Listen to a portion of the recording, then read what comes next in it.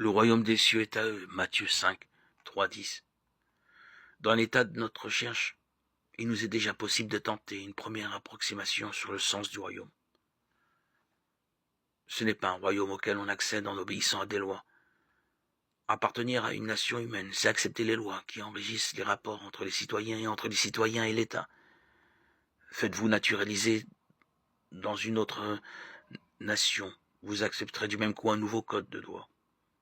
Obéir à ces lois est comme le signe de l'appartenance à une nation. Sans cela, il ne serait pas de vie sociale possible. Le signe de l'appartenance au royaume de Dieu, ce n'est pas l'accomplissement de lois, ni le respect pour un code juridique considéré comme le canon de la vertu et de la sainteté.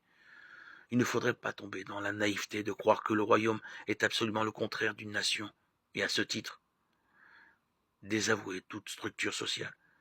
Car il y a une analogie entre les structures humaines et le royaume, dans la mesure où elles sont pensées en fonction du véritable bien commun. Mais il est entre les deux des différences essentielles du fait qu'ils ne saisissent pas l'homme au même niveau. Le royaume de Dieu, c'est le royaume auquel l'homme est convié par le Père, depuis l'origine. Pourquoi ?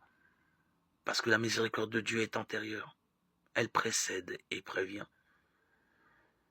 Le message peut commencer par heureux, parce qu'avant, il y a la miséricorde.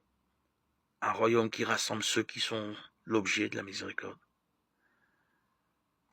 Paix sur la terre aux hommes que Dieu aime. Luc 2, 14. Il est le lieu de la rencontre de tous ceux qui ont, consciemment ou non, accueilli la miséricorde de Dieu.